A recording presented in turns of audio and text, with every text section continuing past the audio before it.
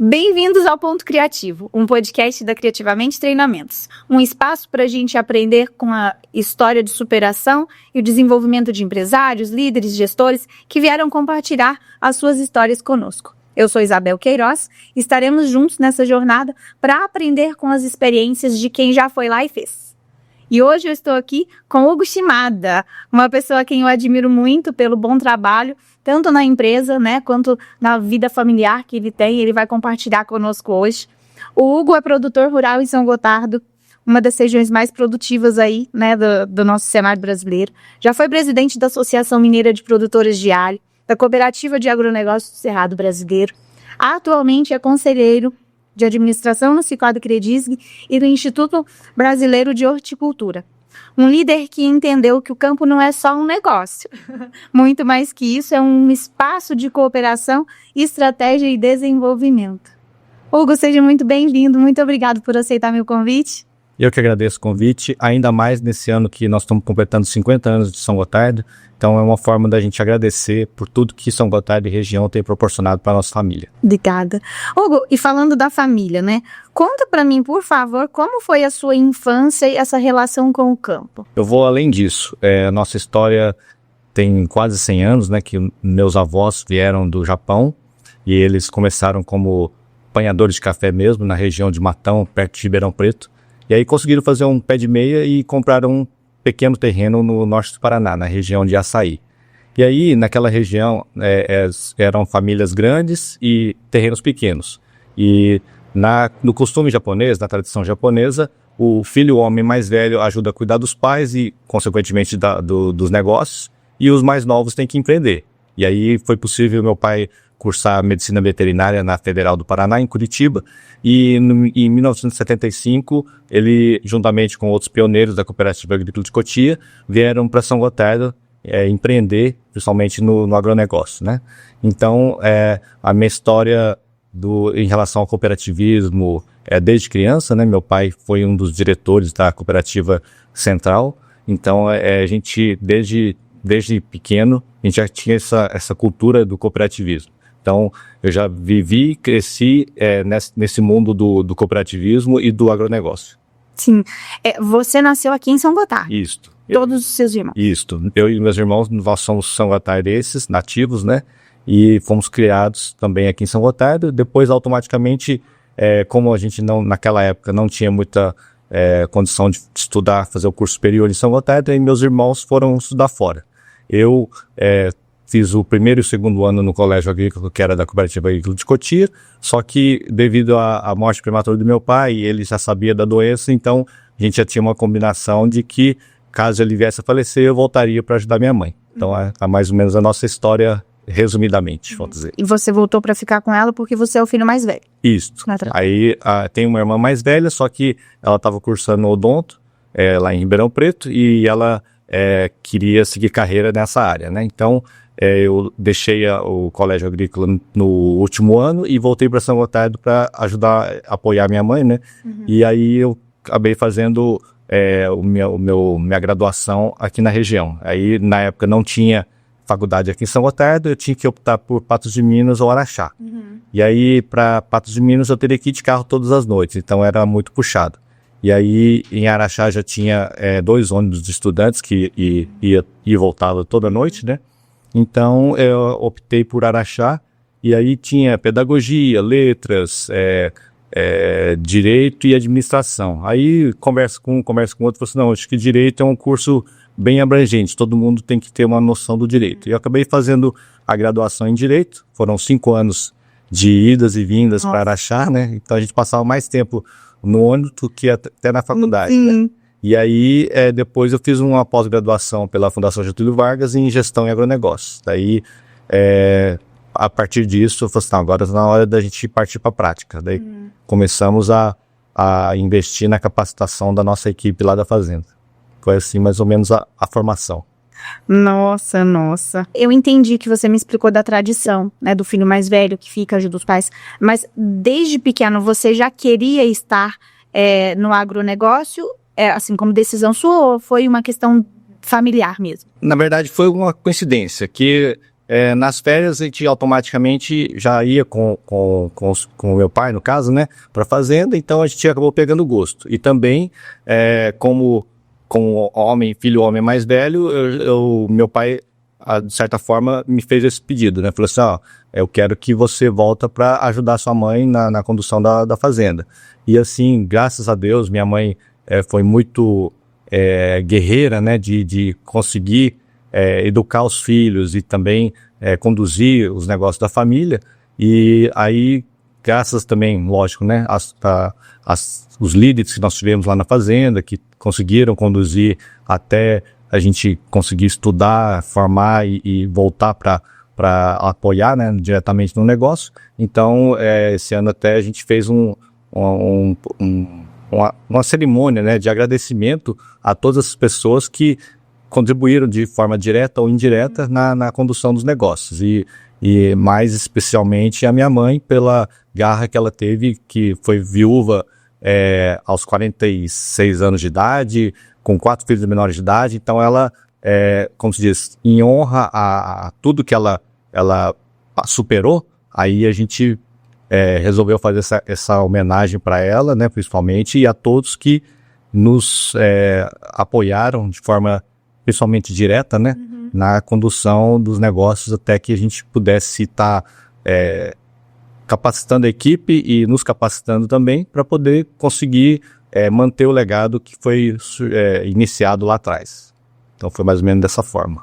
Nossa, sua mãe nossa. É uma guerreira. Nossa, não tem outra, acho que não tem outra palavra para descrever, porque é muita superação e muita coragem, né? Dizer, eu vou seguir daqui com as crianças. Isso. Nossa. E assim, igual, graças a Deus, hoje ela fala assim, não é que eu queira morrer, mas se Deus vier me buscar, eu me sinto com o dever cumprido.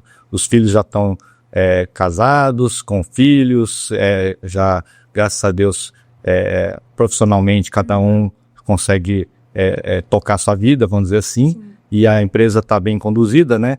E então, assim, nesse ponto, a gente também fica feliz porque ela está, de certa forma, feliz com o resultado da empresa depois de tudo que foi passado, superado, né? Sim. Então, é igual ela sempre comenta, falou assim, não, quando meu pai estava doente e viu que tinha pouco tempo de vida, ele falou assim, não, você não precisa fazer mais nada, do jeito que eu estou deixando a fazenda, a empresa, dá para vocês terem um padrão de vida legal e conduzir as coisas, né? Mas graças a Deus a gente, com muita luta, com muita formação e investimento na capacitação da equipe, né? Hoje a gente conseguiu multiplicar o que meu pai deixou. Então, o desafio nosso agora é manter os princípios e valores que foram trazidos até lá do Japão, até a próxima geração e assim sucessivamente, né? A gente conseguir manter o legado que a gente sempre comenta. Não é só a nossa família que vive dessa empresa, são 1000 famílias que trabalham diretamente conosco. Sim. Então, faça chuva, faça sol, tenha lucro ou não, a empresa tem que rodar para que o alimento chegue na mesa de cada um e automaticamente na mesa de tantas pessoas no mundo afora, pelo tanto de alimento que a gente produz, né, na região. Sim.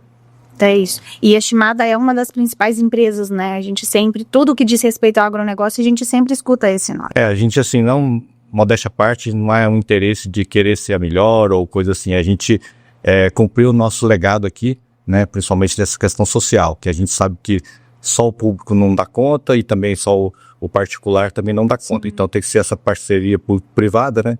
Para que a gente possa viver numa terra abençoada, numa terra com pessoas felizes, né, em trabalhar conosco e também que a gente deixe um legado para a sociedade, né, não só para a família, mas para toda a sociedade. Sim. Hugo, e dessa história toda, né, da perda do pai de vocês, a sua mãe assumindo a liderança da empresa e vocês estudando ainda, o que mais marcou você nesse período de reconstrução? Assim, você pessoa. Tá, eu lembro muito bem que meu pai era muito visionário, então ele, desde criança, ele sempre vinha nos preparando. Ele falava assim,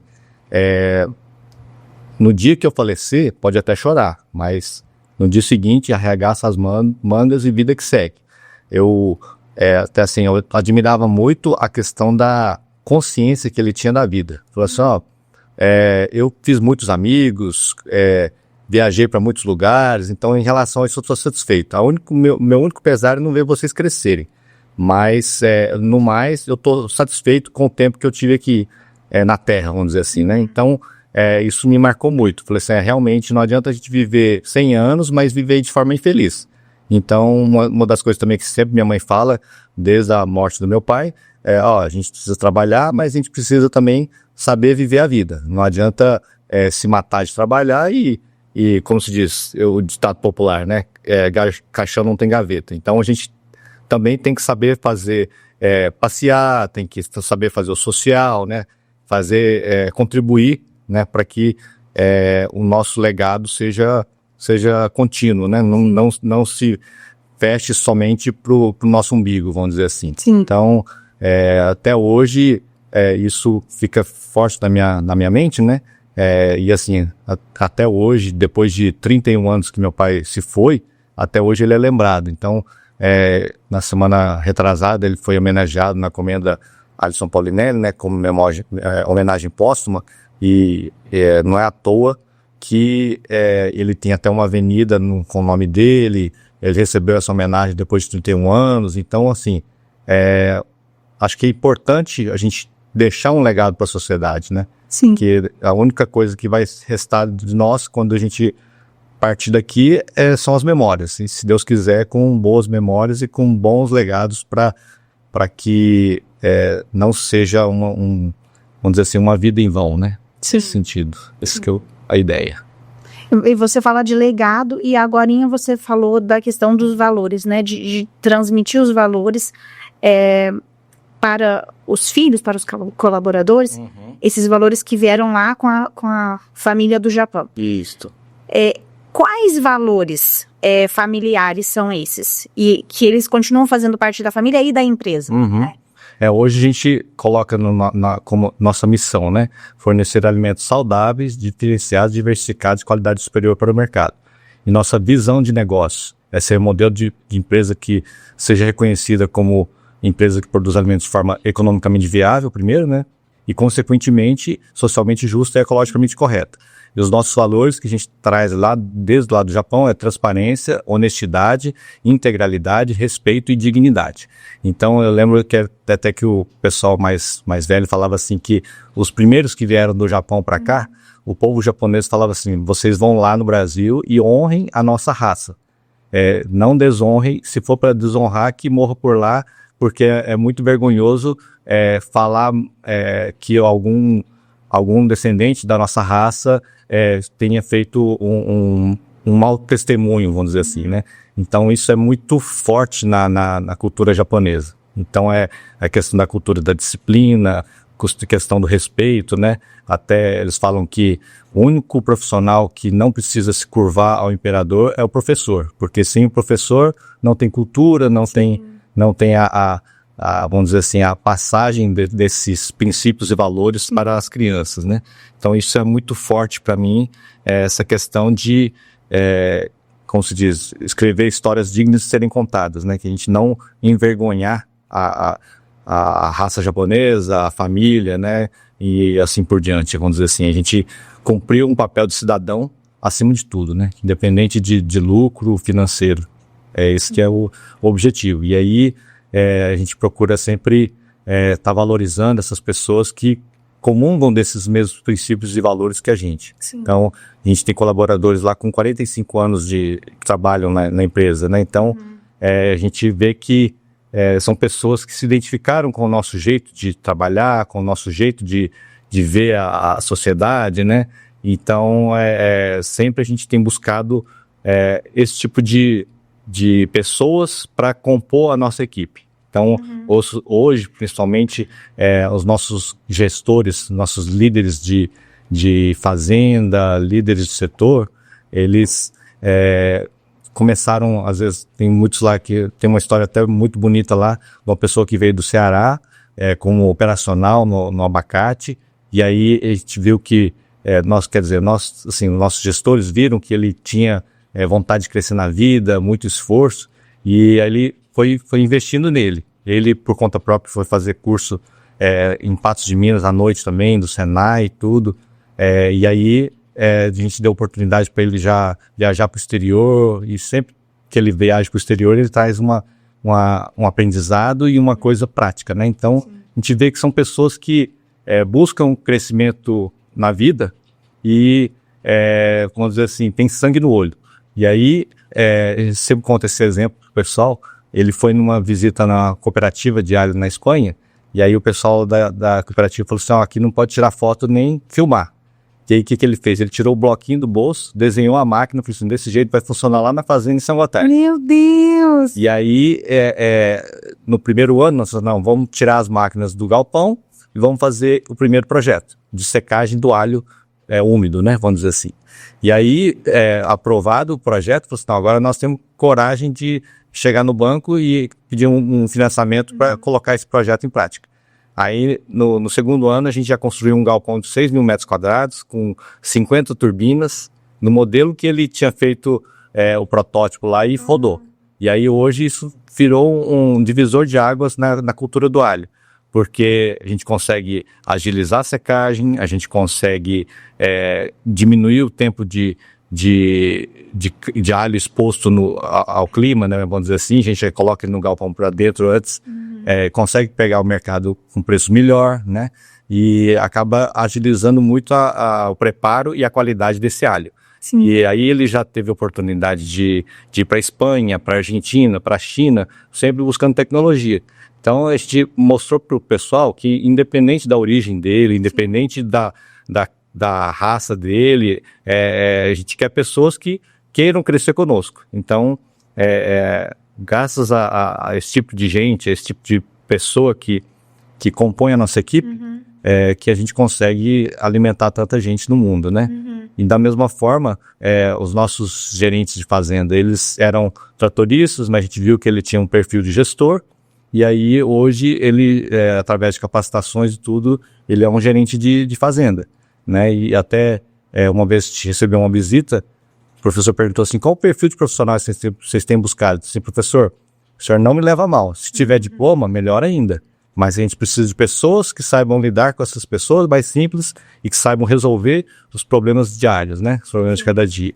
E aí, como ele já passou por aquela situação, então ele sabe o jeito de chegar na pessoa, o jeito de conversar, né?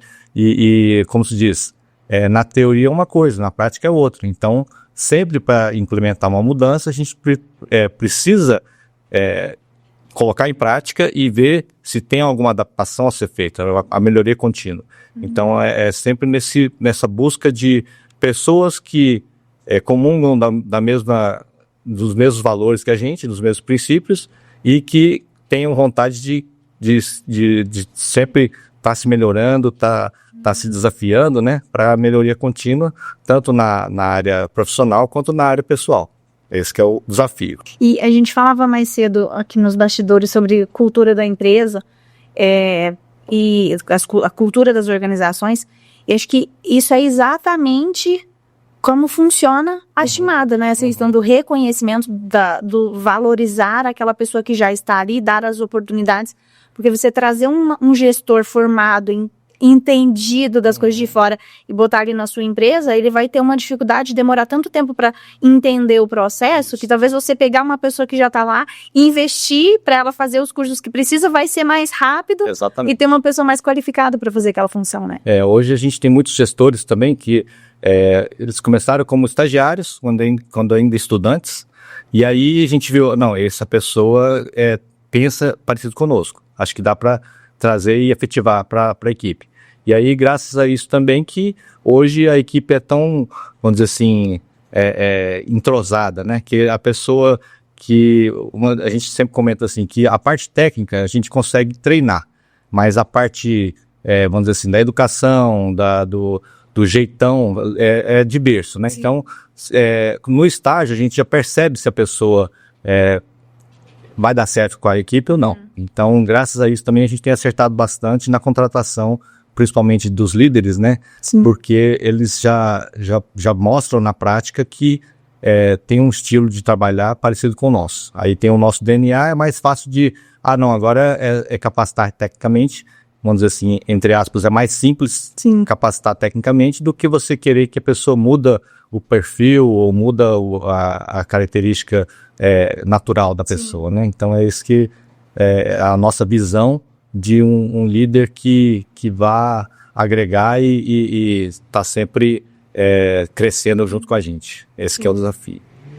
Você disse que 50 anos, né, de Shimada. Isso. E eu fico pensando, a gente escuta, né, sobre a Shimada, a gente vê, a gente lê sobre a empresa, e é interessante ver a grandiosidade que é isso, né? Mas eu digo aqui no Ponto Criativo, a gente fala isso muito porque as coisas começam pequenas e ficam grandes, né? E quando eu olho para você, é uma pessoa bem-sucedida, inteligente, família, profissional excelente, dá uma sensação de que sempre foi assim, né? Que essa pessoa, nossa, olha lá como ele é incrível, né? Mas, na verdade, houve uma fase que foi muito difícil nesse Muito difícil, né?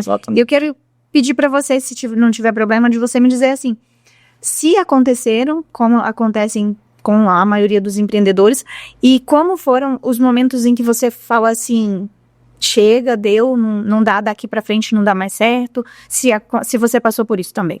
Com certeza, e isso que às vezes foi importante para o nosso crescimento, para a nossa superação, né? Principalmente quando eu fiz 15 anos, 2 dias depois meu pai faleceu. Então era, como se diz, criança ainda, né? E essa fase foi muito difícil para nós. Igual até a gente conseguir acertar a mão na produção e tudo mais, foram alguns anos. E aí a gente teve momentos até que quase que ter que vender um pedaço da fazenda para pagar a dívida. E por exemplo, como minha mãe tinha 4 filhos menores de idade, para comprar um adubo ela precisava de alvará do juiz. Para vender uma soja ela precisava de um alvará do juiz. Então a gente percebeu que desse formato era inviável uma fazenda, uma empresa. E aí que nós contratamos uma consultoria para poder organizar essa forma da gente trabalhar. A única certeza é que um dia a gente vai partir daqui. E a empresa não pode ficar presa, dependente de uma pessoa. Então, depois disso, nós organizamos a empresa de uma forma assim que, se a gente tiver uma equipe muito bem montada, o dia que um deixar de faltar na empresa, a empresa continua rodando normalmente. Então hoje toda a estrutura da empresa está na pessoa jurídica, eu sou um sócio acionista da empresa. E o dia que eu partir daqui, a empresa vai continuar caminhando. Então, não vou precisar de pedir alvará para o juiz para poder comprar um adubo, para vender um produto, né? Então, nessa parte a gente superou, graças a Deus. Aí depois a gente percebeu que se a gente ficar muito sobrecarregado, igual tinha um gerente que era gerente geral, então ele é responsável por todas as culturas. Então, assim, não, é humanamente impossível também. E aí a gente compara até com o pato, né? A gente tá nadando, voando e andando, mas não tá fazendo nada direito. Então cada um vai ter que ser especialista. Igual você vai procurar um médico, você não vai procurar um generalista se você tem um problema específico, você vai no especialista. Da mesma forma na agricultura. Você, nós temos que mudar o nosso foco aqui, porque senão a gente vai estar trabalhando, plantando só para pagar a conta. Isso não é sustentável. E aí passamos a focar. Cada gestor com a sua atividade foco e vira especialista nessa cultura. Porque não pode ser uma cultura pagando prejuízo de outra cultura. Cada cultura tem que ser autossustentável para poder a empresa estar melhorando. Sim. E aí depois dessa visão, né, graças a Deus a gente começou a melhorar a nossa produtividade. Porque igual a gente comenta, quem paga a conta é a roça. Não adianta ter um galpão novo, um carro novo, um trator novo. Se o campo não estiver produzindo, pode ter preço bom, mas a produtividade não é compatível com a rentabilidade do negócio. Então, passamos essa virada de chave também. Precisamos ter especialistas em cada cultura se rentabilizando. E aí, para isso, nós temos que capacitar a equipe. A gente sabe que não é muito cultural o pessoal que trabalha multiculturas e não tem entre safra, que é o caso de São Gotardo, né? parar para amolar o machado. Falou assim, nós temos que fazer um calendário de treinamentos, porque senão vai ficar só no automático aqui. Quando a gente vê, a gente já está focado só no operacional e o planejamento estratégico e tático está ficando aquém. Então aí a gente também passou a verificar dessa forma, porque senão o negócio não ia ser sustentável, né? Então foram coisas que só passando pela crise, passando pelo prejuízo, que a gente despertou, né? E aí passamos a ver a empresa com outro olhar. Falou assim, nós temos agora que ter tempo para poder ver novas tecnologias, aprender novos modelos de gestão. Então, até a gente chegar nesse ponto de ter tempo para poder aprender com os outros, a gente estava batendo cabeça direto, produzindo mal, automaticamente com baixa qualidade, e aí você cai num mercado que não paga, só paga por preço, não paga por qualidade, e aí a empresa vai indo morro abaixo. Então, até a gente chegar nesse nível, apanhamos demais, apanhamos muito mesmo, até igual eu falei, quase que teve que vender um pedaço da fazenda para poder pagar a conta. Graças a Deus a gente conseguiu sanar, né, a tempo. Então foram esses momentos que trouxeram abriram, né, a nossa mente para esse novo olhar como gestor e não mais como um simples produtor rural, né, que a gente tem que ser um gestor, porque é uma empresa com 1.000 colaboradores, com diversas culturas, sem entre safra. Então, como se diz, tem que trocar o pneu do carro andando. Sim. Então tem que se virar nos 30 e cada cultura tem que estar sendo lucrativa, senão a empresa não vai prosperar, né? Sim. Então foram esses momentos que foram dolorosos, mas que foram importantes para o nosso crescimento, né? Então esse que é o desafio agora de a próxima geração não... E aí, complementando, né? Nós demoramos praticamente 1 ano fazendo um vídeo de tudo que aconteceu desde o início que eles chegaram em São Gotardo, né? Com depoimentos do Zé Luiz Borges, que era o prefeito da época, com depoimento do Tamil Sequita, que foi colega de colégio agrícola do meu pai, para os nossos filhos, os nossos sucessores, entenderem que teve muita gente que passou por privações de qualidade de vida, de conforto, para que a gente estivesse nesse nível que a gente está hoje, né? E a gente nunca pode estar esquecendo todos esses desafios que foram superados.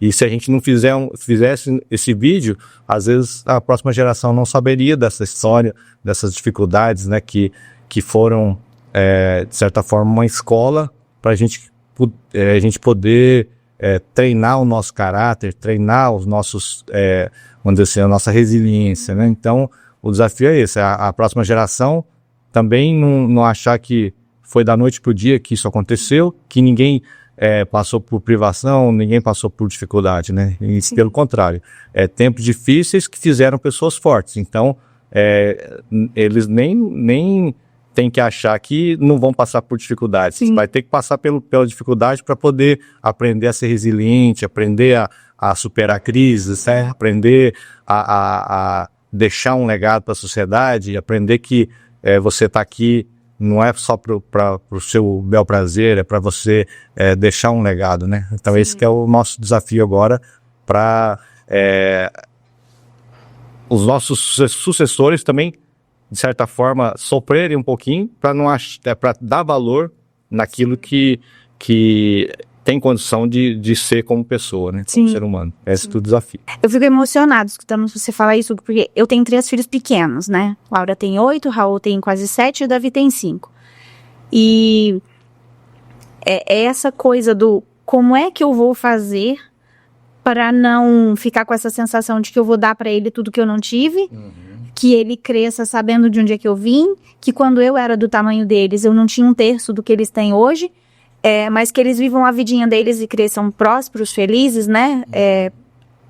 Sabendo viver a vida e sabendo fazer o bem para quem está perto e, né, como você está dizendo, é um desafio para os pais, né? Eu vejo você contar isso da sua família, de fazer esse vídeo que inclusive eu assisti, coisa mais linda, gente. com essa preocupação de dizer, você inclusive usou essa frase, né? Tempos difíceis formam pessoas difíceis. E pessoas fortes. Pessoas fortes. E o complemento dessa frase me deixa assustada, porque eu falo assim, as pessoas fortes deixam os tempos mais fáceis e os tempos fáceis fazem pessoas fracas, né? Que é a preocupação justamente de não deixar isso acontecer, esse resto da frase acontecer com as crianças. Exatamente, o tal do pai rico, filho nobre, neto pobre, né? Tá? Exatamente. Essa é uma grande preocupação. E aí, para isso, a gente tem buscado muitas formas, né, de direcionamentos, vamos dizer assim.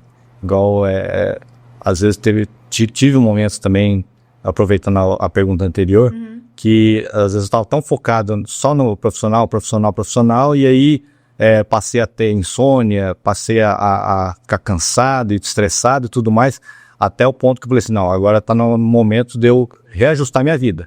A vida não é só a fazenda, não é só o profissional. E aí eu falei assim, não, vou buscar um psiquiatra, um psicólogo, porque eu preciso dar uma equilibrada nos meus outros fatores chaves da minha vida, né? Sim. E aí eu falei assim, não, realmente eu tenho que trabalhar mais a parte mental, a parte espiritual, a parte física, a parte em geral, né, vamos dizer assim, da vida, porque senão eu vou ficar capenga, vou ficar só focado no profissional, isso não é o foco da vida, né? Ficar só morrer de trabalhar. E aí que eu falei assim, não, agora eu estou numa fase da vida que eu preciso ter um olhar mais para a minha saúde, porque senão eu não vou conseguir ajudar as outras pessoas também, principalmente os da minha família, os mais próximos, né? E aí eu passei a colocar como aconteça o que acontecer, aconteça o que do fator profissional, eu vou olhar para a minha parte de fazer um exercício físico, ver a parte espiritual, independente de religião, ver a parte emocional. Se eu preciso procurar um psiquiatra, eu vou procurar, não é uma vergonha, eu tenho que equilibrar essa área aí, sim, né? Se eu preciso tomar um remédio para eu dormir, é melhor eu tomar o remédio e dormir do que eu ficar lutando e relutando e ficar com insônia e aí automaticamente a mente vai embora, o emocional vai embora. Então, como se diz, a gente aprende, se não aprendeu no amor, vai aprender na dor. Sim. E aí também foi uma outra virada de chave. Não, agora eu vou colocar na minha agenda, fazer academia, gostando ou não gostando, vai ter que virar um hábito, né? Congregar em alguma igreja, porque a parte espiritual também é importante, fazer uma consulta de vez em quando com psiquiatra, com psicólogo, para colocar o lado emocional e mental em ordem também, em equilíbrio, né? E aí, graças a Deus, hoje eu já estou mais estável, vamos dizer assim.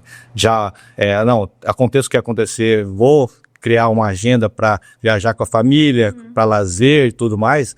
Então, graças a Deus, hoje a gente já teve a consciência também que o tanto que é importante, né? Até a consequência profissional, a empresa vai até melhor, a partir do momento que a gente faz dessa forma, que a gente está mais presente lá na empresa e hoje a gente, graças a Deus também, que a gente consegue viajar a família toda, minha mãe mais 14 agregados, fica 1 ou 2 semanas fora e a empresa continua rodando normal, a equipe sabe o que precisa fazer e graças a Deus a equipe não depende da nossa presença física para a empresa tá rodando, né? Então até o pessoal admira, fala assim, mas como é que vocês conseguem viajar todo mundo? E a empresa diz, não, graças a Deus o pessoal sabe o que tem que fazer, então não tem que ficar vigiando, né?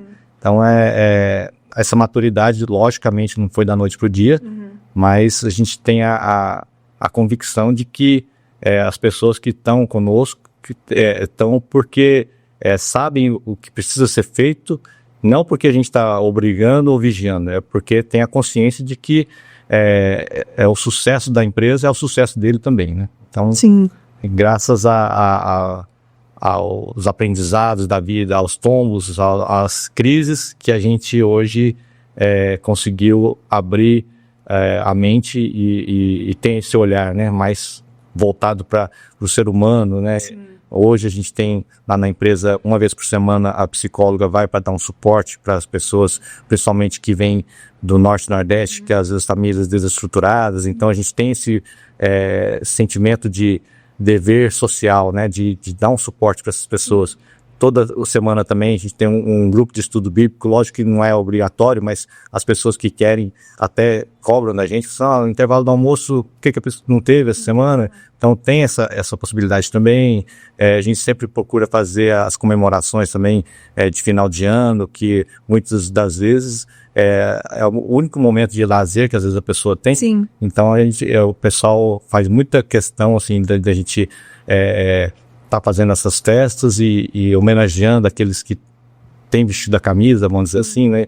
Então com prêmios bons e também com reconhecimento, né? Então nesse sentido que a gente vê um bom local para trabalhar, um bom líder, né? Aquele que reconhece, aquele que entende as necessidades das pessoas e não vê elas apenas como com a máquina ou com o número, né? Sim. Que como quase que como parte da família, né? Que querendo ou não, sempre eu falo com eles também, a gente vai passar a maior parte da vida no trabalho, né? No serviço. Então a gente tem que estar fazendo o que a gente gosta, porque senão a gente vai ficar a maior parte da vida insatisfeito. Frustrado. Então esse não é o objetivo. Então a gente sempre procura trazer bons palestrantes, motivacionais, né? A gente já trouxe o Neto, que jogou na Chapecoense lá, trazendo a superação, a história de vida dele lá. A Laís Souza também, que já foi atleta olímpica, que ficou tetraplégica, e ela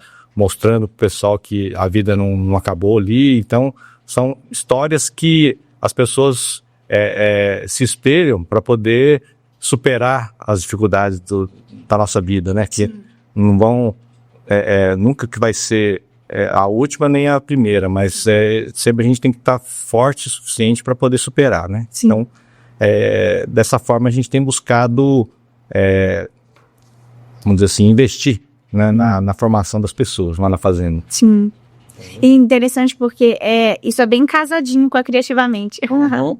A Criativamente Treinamentos nasceu justamente com esse propósito de treinar e desenvolver pessoas para que elas tenham uma vida plena e próspera. E a gente não vai conseguir ter uma vida plena se não cuidar da saúde mental, da saúde espiritual, da saúde física, né, da saúde emocional, e ter uma qualidade de vida no trabalho. Então, se a gente não junta tudo isso, a gente não consegue viver dignamente, né? E é exatamente essa a proposta nossa, né? De fazer com que cada vez mais as pessoas entendam isso. E quando a gente observa uma empresa imensa como a sua, fazendo isso, mais do que só um papel colado na parede, fazendo isso na prática e promovendo isso dentro da empresa, proporcionando isso aos colaboradores, eu fico emocionada, eu fico muito... Ai, gente, eu sou emocionada demais. Não, e assim, aproveitando a oportunidade, foi por isso que eu aceitei o seu convite, né? Porque é o que a gente pensa também, né? E parabenizar pela iniciativa, pela empresa aí, que, se Deus quiser, vai ser sucesso. Amém. Né? E assim, é nossa visão também, como se diz, investir nas pessoas, que, consequentemente, tudo vai prosperar, né? Sim. Então, não só para nós, mas com todas as pessoas envolvidas. Então, parabenizar pelo projeto aí, pela ideia do podcast, e assim, apesar da gente ser meio tímido para estar falando, sabe? Mas eu falei assim, é uma forma da gente incentivar as pessoas, as empresas a investirem nas pessoas, né? Igual a gente sempre comenta, eu comentei semana retrasada com o pessoal que ainda vai fazer faculdade. Aí tá fazendo, nem fez vestibular ainda. Falei assim, independente da carreira profissional que vocês forem seguir, saibam trabalhar com pessoas. Sim. Porque independente da profissão, fornecedores são pessoas, colaboradores, colegas de trabalho são pessoas, clientes são pessoas. Então, se você souber trabalhar com pessoas, você vai ter boa parte do sucesso adiantado já, porque sabendo lidar com as pessoas e não de forma hipócrita, né? Você trabalhando de forma sincera, valorizando as pessoas, mais cedo ou mais tarde o sucesso vai chegar, né? Então, essa importância de estar investindo nas pessoas, automaticamente na sociedade que você convive, que daí você vai estar investindo, né, numa sociedade mais justa, sociedade mais feliz, né, mais completa, vamos dizer assim. Então, realmente eu aceitei o convite por isso, para compartilhar um pouco da experiência que a gente está tendo lá e automaticamente incentivar mais pessoas a fazerem isso também, virar uma corrente do bem, né? Isso, e é exatamente o nosso intuito, né? Falar para cada vez mais empresários, para que eles aprendam com as experiências que estão dando certo, né? Exatamente. E você falando assim já, né, dessa... A gente começa a falar e já entende que o Hugo é um líder. Considerando esses cargos de liderança, né, e esse seu olhar sobre o agronegócio, sobre as pessoas, entender que o agronegócio inclui as pessoas, não só usa as pessoas, né, além de trabalhar na fazenda, você sempre teve muita iniciativa e engajamento, né, com entidades, com cooperativas, e é essa visão de que é muito mais do que só a empresa que você tem.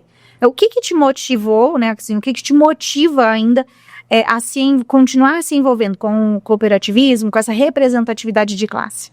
Então, é muito igual eu falei no início, muito de berço, né? Igual a gente sempre foi cooperativista e sempre a gente, igual eu comentei também, independente do que a gente for fazer, sempre a gente vai estar envolvido com pessoas. E tem muitas coisas que sozinho a gente não consegue.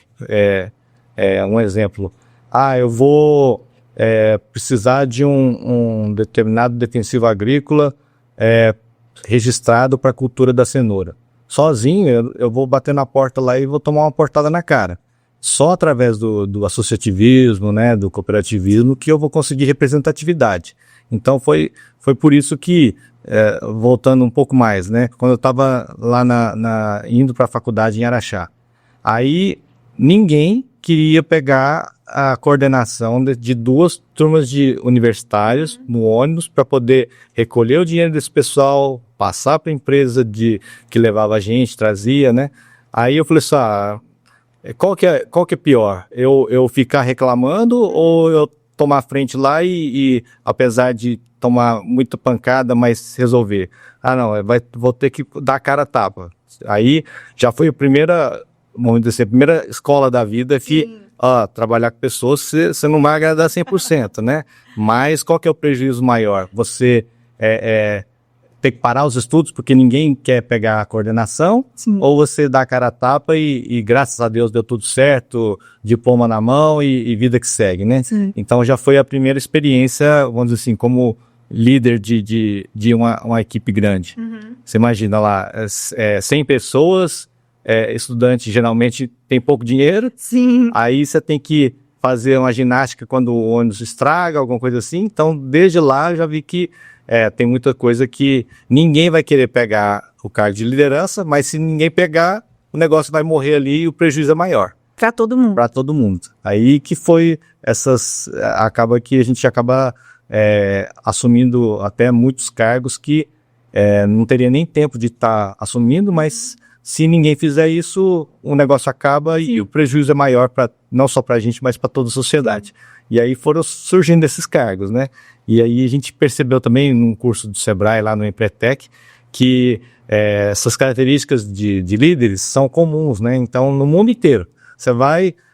quem está bem sucedido? Não, pessoas com caráter trabalhado, com espírito de liderança, espírito de coletividade, né? Então a gente vê que, querendo ou não, as pessoas que se destacam na sociedade são pessoas com essas características. E naturalmente a gente vai lapidando esse lado. E para acabar de lapidar mesmo é só praticando, né? Sim. Então acabou que foram surgindo esses cargos e a gente abraçando a causa, pensando na coletividade, pensando no que é o custo-benefício melhor, né? Ficar reclamando e não dando a cara a tapa ou participando, né? Uhum. Então foi por isso que acabei assumindo vários cargos de liderança por essa questão de, graças a Deus, a gente conseguiu montar uma equipe tática operacional dentro da empresa e ter tempo para poder fazer o estratégico que só a gente não conseguiria. Teria que ter mais pessoas envolvidas para ter representatividade, para ter voz ativa nesses órgãos. Sim. Então, foi mais ou menos nesse sentido que caminhou essa trajetória, vamos dizer assim, de cargos de liderança. Uhum. A Associação Mineira de Produtores de Alho e a Cooperativa de Agronegócio do Cerrado brasileiro. Me conta uma coisa, uma experiência que você viveu numa dessas associações ou cooperativa que mais te marcou. O que foi uma virada de chave foi na Copacer, na Cooperativa de Agronegócio Cerrado Brasileiro. Tá certo. O que aconteceu? A gente viu que tinha um sistema que o Sebrae começou na cultura do café, que poderia ser a virada de chave na forma da gestão de uma propriedade rural.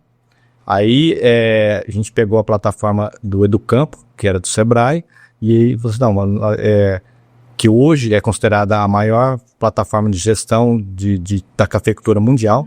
Tem o maior banco de dados da cafeicultura mundial. E aí, nós temos que trazer isso para a horticultura também. E aí, a plataforma do Educampo não comportava tanta informação que as hortaliças geram, né? E aí, nós tivemos que reunir a turma e falar assim, gente, vamos ter que investir numa plataforma aqui que consiga nos proporcionar essa geração de informações a tempo e a hora. Criar, exatamente. Não tinha. E aí que a gente investiu nessa plataforma que hoje chama Global Farm. Então, ela foi um divisor de águas para nós, porque antes a gente só via se tinha sobrado dinheiro ou não. E aí, a partir da Global Farm, a gente consegue fazer a difusão da tecnologia, que era o nosso maior anseio, né? Então, hoje, as empresas que participam do Global Farm, a gente compartilha até a rentabilidade do negócio. Então, quer dizer, abre o nosso olho em relação ao futuro da empresa a tempo e a hora, antes da empresa não prosperar, né? Sim. Então, a partir da Global Farm, a gente consegue fazer qual que é a melhor tecnologia que traz maior rentabilidade para a cultura do alho, um exemplo. Aí tem lá 15 fazendas, 15 grupos que compartilham as experiências, né? O que trouxe a melhor rentabilidade não foi a empresa que produziu mais, nem a empresa que vendeu mais caro e nem que teve o custo mais baixo. É o equilíbrio desse tripé que levou a maior rentabilidade. E aí a gente passa a compartilhar as tecnologias. Eu estou indo... você está indo melhor que eu na produção. Então eu tenho que, como se diz, ser humilde para ver o que você está fazendo e que você está querendo compartilhar comigo para eu poder melhorar a minha produção. Eu estou indo melhor que você no pós-colheita. Então, da mesma forma que você abriu as porteiras, eu também vou abrir as porteiras para você ver o que pode fazer para melhorar o pós-colheita. E aí, hoje, graças a isso, São Gotardo virou referência em preço de alho, de cenoura, de beterraba, de repolho, por causa dessa questão da competição saudável, vamos dizer assim.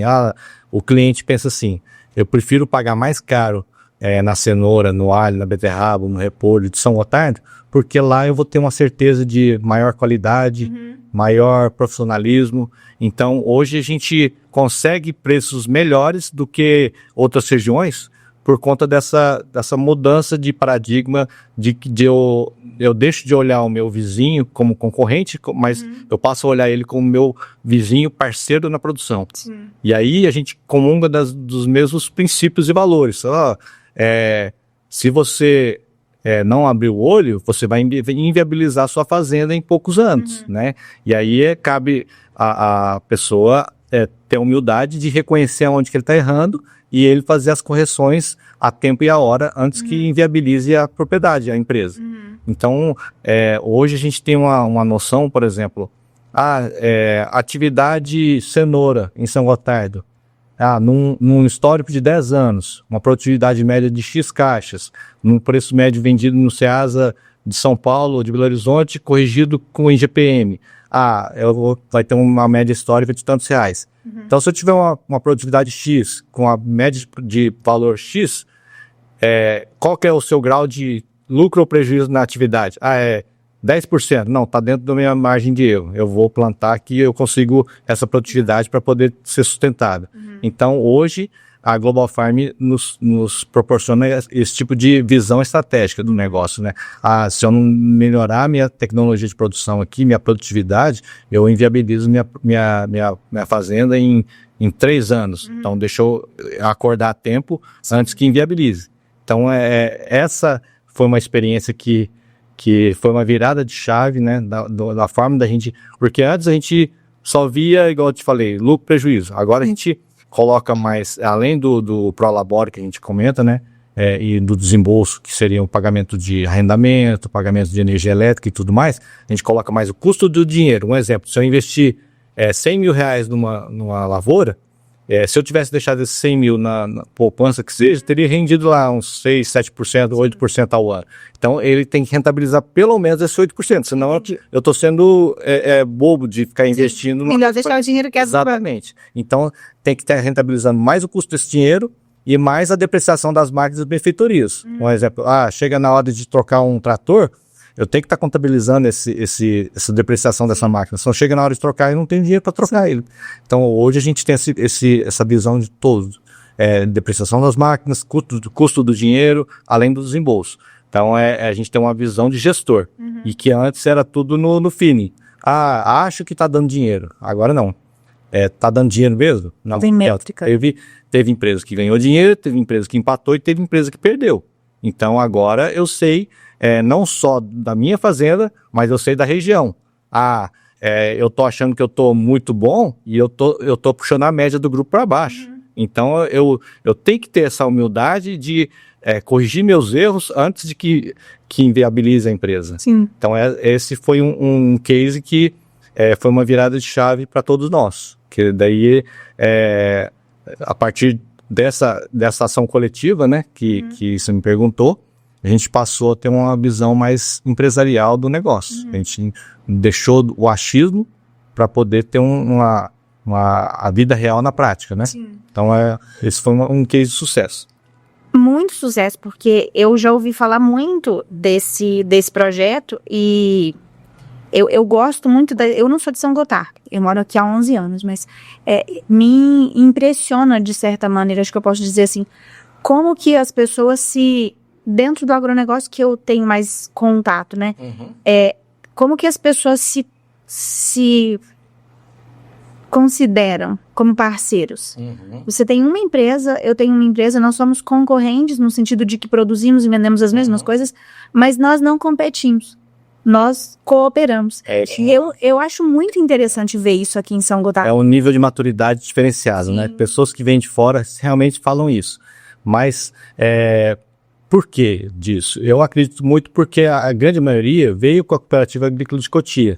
Então, se não tivesse essa união entre os produtores, não existiria isso aqui hoje. Sim. Porque antes eram todos pequenos, endividados e tudo mais, e aí, eu preciso preparar um terreno ali. Não, vamos fazer um mutirão então. A gente vai lá preparar o seu, amanhã eu preparo o meu. E foi dessa forma que foi crescendo, né? Automaticamente, as pessoas foram vendo que sozinho, com pequena área, para qualquer atividade você não tem competitividade. E aí essa também é uma questão diferencial da região de São Gotardo, que o pessoal pensa? Não, eu plantar 1 hectare de alho não viabiliza eu comprar nenhum trator. Então, você pensa parecido comigo. Então vamos fazer um grupo aqui, você é boa na comercialização, eu sou bom na produção, o outro é bom na gestão, e aí eu vou pegar um recurso no banco, tem um limite por CPF, agora são 3 CPFs, a gente consegue um volume maior. Sim. A gente vai negociar o adubo. Se você for comprar 10 toneladas é um preço, se comprar 100 toneladas é outro preço. Sim. Então consegue comprar melhor. Agora nós vamos vender, contratar a equipe. A equipe vai preferir trabalhar num grupo que planta 100 hectares do que num grupo que vai plantar 2 hectares, Sim. porque vai ter serviço só para um dia. Não, eu quero trabalhar para um ano todo. Sim. Então é mais fácil de contratar a equipe. Automaticamente, o cliente, você vai me vender só um caminhão, eu quero comprar o ano todo. Não, então eu vou pagar mais para o outro lá que vai me fornecer o ano todo. Então tem toda essa mentalidade gerencial, né? Então a gente brinca, independente se vai tirar leite, se vai plantar alho, se vai plantar cenoura, você tem que ter uma escala mínima. Ou você tem aquela escala mínima, ou você obrigatoriamente tem que participar de uma sociedade. Lógico, não vai ser sempre a sua ideia que vai ser a vencedora, mas se não for dessa forma, sua competitividade é muito pequena, Sim. né, perto dos outros lugares. E a outra vantagem também, num momento de crise, é mais fácil quando você está em grupo, porque daí vão um ajudar o outro e aí resolve aquela situação e supera aquela situação. Agora, sozinho, você fica numa situação mais difícil de superar esse desafio, Sim. né? Então, essa também é uma forma diferente aqui da cultura da região, porque o pessoal vem de fora e fala assim, não, mas lá na minha região não faz sociedade nem de pai com filho, como é que vocês fazem sociedades aí até de 70 pessoas, tudo? Lógico, tudo tem que ter uma regra, né, tem que ter, igual um outro exemplo desse, foi o Grupo Hortas, que a gente participa com a Sequita já tem alguns anos. Foi assim, a gente quer produzir repolho em alta escala, então, para poder combater a traça, que era a principal praga do repolho, tinha que plantar na área da estimada hoje e na próxima área tem que ser pelo menos 5 km de distância para diminuir a revoada da traça da área mais velha para a área mais nova. Entendi. Na época não tinha um inseticida para poder produzir repolho em alta escala. E aí falou assim, não, então a gente colocou nossa missão, visão e valores junto com o da Sequita. Então, a gente pensa um modelo de gestão de uma fazenda parecido. Vamos fazer um grupo? Aí fizemos todo o levantamento, né? Nós vamos precisar plantar tantos hectares para fazer a venda o ano inteiro e tal. E aí, agora vamos contratar o sócio gestor. E aí definiu-se pelo Paulo Renato, porque ele falou assim, não, eu quero ser sócio. É isso que a gente quer. A gente quer a pessoa que vai dormir e acordar pensando nessa cultura, virar um especialista nessa cultura. E aí, tanto é que até pouco tempo atrás, a gente era um dos maiores produtores de repolho do Brasil. Mas por quê? Porque a gente virou essa chave e não adianta eu querer ganhar dinheiro sozinho. Uhum. Agora, nessa forma de sinergia, aí é possível se tornar um produtor competitivo, né? Uhum. Então, é esse tipo de mentalidade, de sozinho eu não dou conta e em conjunto a gente consegue competitividade e superar os obstáculos da atividade. Uhum. É mais ou menos nesse sentido. Dentro do agronegócio, São Gotardo é um ponto fora da curva, né? A região é um ponto fora da curva. Mas, de modo geral, falando assim, pensando assim, no perfil de produtor rural brasileiro, que transformação você acha que mais aconteceu nessas últimas décadas? O que você mais vê diferente daquele agricultor da época que os seus pais começaram e do agricultor que vocês são hoje? Eu acho que a principal transformação é essa mudança de paradigma, de visão como um negócio, como uma empresa, e não só como um produtor rural, um plantador e colhedor, né? Uhum. A partir do momento que a gente tem esse olhar em relação aos números, aí, ainda mais agora com inteligência artificial, ontem mesmo eu estava numa palestra sobre inteligência artificial, e aí até foi falado que a inteligência artificial vai acelerar o mundo mais do que a internet acelerou. Eu falei assim, onde que nós vamos parar? E aí, hoje já tem inteligência artificial que se você fala assim, não, eu quero que você me monte um relatório, como que foi, um exemplo, a rentabilidade da cultura cenoura de acordo com os dados que eu tenho armazenado aqui no meu computador. Em 2 minutos ele te apresenta esse relatório, entendeu? Então, se o produtor não tiver essa mentalidade de gestor de empresa, ele está fadado a um insucesso. Sim. Porque hoje, se você não tiver o olhar nos detalhes, que são aonde que o lucro acontece ou o prejuízo realiza, a empresa inviabiliza. Então, foi acho que essa virada de chave que, no nosso caso, né, começou com o Educampo, com o programa do Sebrae, e depois evoluiu para o Global Farm, para todas as outras culturas.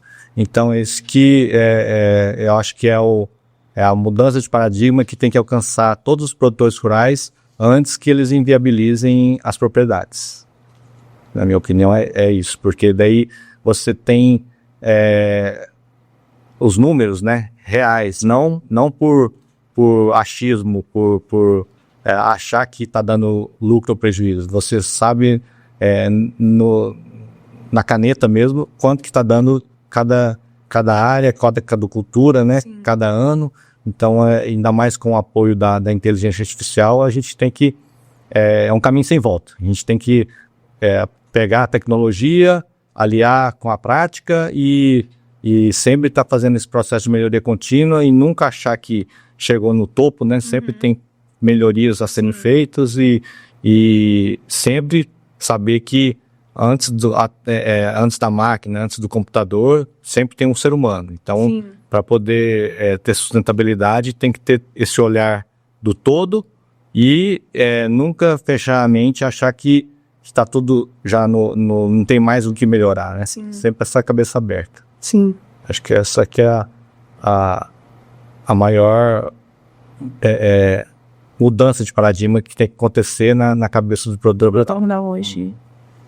Hugo, você fala com muita serenidade e com muita fé do seu trabalho, da sua trajetória, da sua família, né, do que vocês transformaram e continuam transformando, e isso transparece na maneira como você conduz as pessoas que estão ao seu redor, né, a sua equipe, a sua família. Qual o papel da sua fé, qual o papel da fé na sua caminhada, nas decisões mais difíceis que você já precisou tomar? É fundamental, né? Como se diz, não adianta, independente da crença religiosa e tudo mais, não adianta achar que só com a nossa força do braço a gente vai resolver as coisas, né? Nossa batalha, a gente sempre é ensinado dessa forma, a nossa batalha é de joelhos e não na força do braço, né? Sim. Então, primeiramente, Deus tem que querer que as coisas aconteçam. Não adianta a gente, se não colocar Deus na frente, as coisas não acontecem. Então, nossos desafios foram superados graças a essa fé, né, que a gente carrega, e que essa convicção de que nós estamos aqui de passagem mesmo, como se diz, nosso objetivo é morar na vida eterna, vamos dizer assim, né? Uhum. E para isso a gente tem que fazer o nosso papel. A gente tem que não só ter fé, mas também fazer a nossa parte, né? E a gente acredita que a gente consiga fazer isso só a partir do momento que a gente vê o próximo como um ser humano, né? Como uma pessoa que compartilha, como se diz, da mesma vontade que a gente, uhum. que queira fazer o bem, né? Que queira, acima de tudo, buscar o bem do ser humano, né? A busca dessa espiritualidade, né? Essa parte que a gente sabe que precisa colocar acima de tudo, acima do dinheiro, né? Acima de qualquer coisa, porque se não for da vontade de Deus, as coisas não acontecem. Então, eu acredito que é o primeiro ponto para poder buscar o sucesso, tanto profissional quanto pessoal, né? E para isso, independente, volta a repetir, né, da crença religiosa, é a gente acreditar que tem um Deus que está acima de tudo e que sem a gente colocar na direção de Deus, as coisas não acontecem. Uhum. Esse que é o meu ponto de vista. Você tem uma coisa muito da empatia, uhum. né, da inspiração, do inspirar. Isso é uma coisa do Hugo ou isso é uma coisa da família do Hugo? Eu acho que está tudo entrelaçado, né? Vamos dizer assim. A gente já cresce, já nasce com esse perfil, e também a gente eu acredito muito nessa questão, que a gente é muito a média das pessoas que a gente convive. Sim. Então, por isso que eu procuro ser bem seletivo nas pessoas que eu vou conviver, justamente para essa média minha ser cada vez melhorada, sempre mudando para melhor, né? Então é um entrelaçamento entre perfil pessoal, uhum. como os ambientes, as pessoas que eu procuro conviver, para que eu esteja num processo de crescimento contínuo, né? Uhum. Tanto na parte espiritual, emocional, né?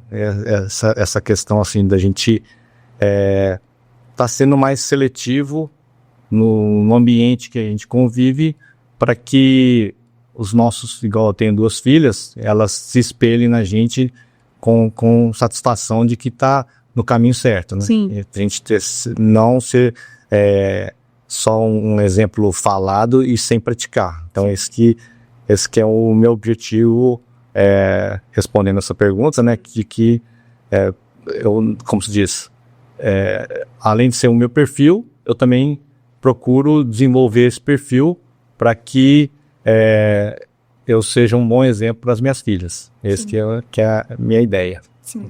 A maternidade e a paternidade mexe drasticamente com a gente, né? Com certeza. Depois que eles chegam, a gente dá uma repensada nos últimos anos das nossas vidas. Exatamente. Dessa forma. E assim, a gente fica sempre analisando, né? será que eu queria que meu pai fosse da forma que eu estou sendo com os meus filhos, né? É mais ou menos nesse sentido mesmo. Daí tem hora que a gente fica até meio que achando só, tô ficando doido, porque eu tô pensando como se fosse meu filho, minha filha já, né? Mas assim, eu acho que é uma coisa natural do ser humano, né? De querer o melhor para os filhos e sabendo que a gente está criando os filhos para o mundo, né? Que mais cedo ou mais tarde a gente não vai estar aqui e eles têm que ter condição, como se diz, a gente tem que ter feito o nosso papel como pais, né? Sim. Para que na hora de prestar conta para Deus, a gente tenha a convicção de que a gente fez o melhor possível. Sim. Essa é a ideia. Hugo, se você pudesse, eu sei que são muitas pessoas, com certeza vai passar um filme na sua cabeça, mas se você pudesse escolher uma única pessoa da sua trajetória, para você fazer um agradecimento por você estar aqui exatamente onde você está hoje gravando esse podcast comigo, quem seria essa pessoa? Sem dúvida alguma, minha mãe. Porque ela é e foi muito guerreira. Porque não é fácil superar a perda do marido tão nova, com filhos pequenos, né? E ainda ter a força para poder direcionar, né? Tanto na questão pessoal, quanto na questão familiar, quanto na questão profissional, do jeito que ela fez e faz, né? Sem dúvida, eu me espelho muito na garra que ela teve e que ela continua tendo, né? E, assim, ela, como se diz, ela foi pai e mãe ao mesmo tempo e ainda empresária. Então, ela teve que se virar nos 30, vamos dizer, né? E aí, com certeza, lógico, sem o meu pai também não teria vindo, mas pelo fato dela ter conseguido superar, assim, de certa forma, não digo sozinha, mas com tantos desafios, então, sem dúvida, até por essa questão da gente estar aceitando esse convite do podcast justamente para honrar o esforço que minha mãe teve e ainda continua tendo para poder levar tanto a família quanto a empresa adiante, né? Então acho que sem dúvida alguma, o esforço que a minha mãe teve e tem até hoje em função da família. Acho que ela é a merecedora da maior honra, pelo menos em relação a essa questão de superação. Sim. Pensando nesse pessoal que está assistindo a gente, que está começando a empreender, que está aí pensando em empreender ainda, né? É claro que todo mundo já ouviu a sua história e já está tão apaixonado quanto eu por essa trajetória. Mas se você pudesse deixar uma mensagem para essas pessoas que estão dando os primeiros passos nessa jornada empreendedora, que mensagem seria essa? Eu falaria que é a mesma mensagem que eu passei para esses estudantes que ainda vão fazer a faculdade, né? Fazer o vestibular ainda. Saber, acima de tudo, lidar com pessoas. Que independente do ramo de atividade que você for trabalhar ou o ambiente que você for conviver, você vai ter que trabalhar com pessoas. Então, ter essa empatia. Lógico, tem que ter a visão empreendedora, visão de futuro e tudo mais, mas não adianta nada ter a visão empreendedora, mas não ter a humildade de conversar com uma pessoa, né? Ou às vezes ter não enxergar o ser humano como o ser humano mesmo, né?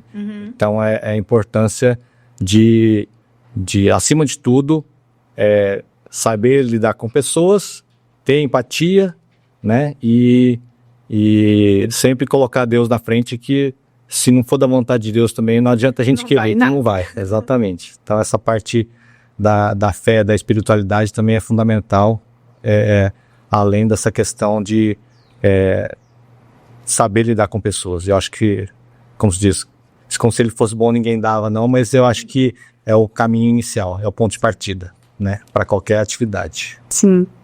Ai, Hugo, muito obrigada. Que delícia ouvir esse compartilhar, né, da sua história. Faz um lembrete, né, de que o campo é muito mais do que o campo. É coragem, é resiliência. E mais ainda, o campo é feito de pessoas que acreditam em algo maior, né? E trabalham para isso. Falando na fé, mais do que o produtor rural tem que ter fé, né? Porque você vai colocar uma semente lá embaixo da terra e tem que ter fé que ela vai produzir. Que vai dar certo, né? E falando em hortaliças, muito mais ainda, porque são pessoas que precisam trabalhar. Não é igual uma soja, por exemplo, que você coloca uma máquina lá. Exatamente. São pessoas que vão cuidar, que vão fazer a semeadura até a colheita. Então, Deus na frente e trabalhar com pessoas. Muitas pessoas. Muitas pessoas, exatamente. Obrigada por compartilhar a história da sua família, a sua história, né? A história da Shimada Agronegócios e tudo o que você representa para o agronegócio brasileiro. Foi uma alegria ter você aqui no Ponto Criativo. Eu também agradeço e foi uma forma de agradecer todo o público que está assistindo a gente, quanto as pessoas que nos proporcionaram, né, esse momento de comemoração, né, de 50 anos de história aqui na região. Então, novamente, foi por isso que eu aceitei o convite, por ser uma forma de compartilhar um pouco da nossa experiência, uma forma de agradecer por tudo que a região nos proporcionou. Sim. E também por fazer parte dessa região aqui que tão próspera, né, tão abençoada. Sim. Então, novamente, parabenizar pela iniciativa e que Deus abençoe, que seja um projeto de sucesso. Amém. Muito obrigada. Você ouviu o Ponto Criativo, o podcast da Criativamente Treinamentos. Histórias que inspiram, exemplos que nos impulsionam, né? Dá aquela pitadinha de criatividade aí para as nossas empresas. Eu fico por aqui, te encontro semana que vem e lembre-se, aí na sua empresa, de criar os seus próprios pontos criativos.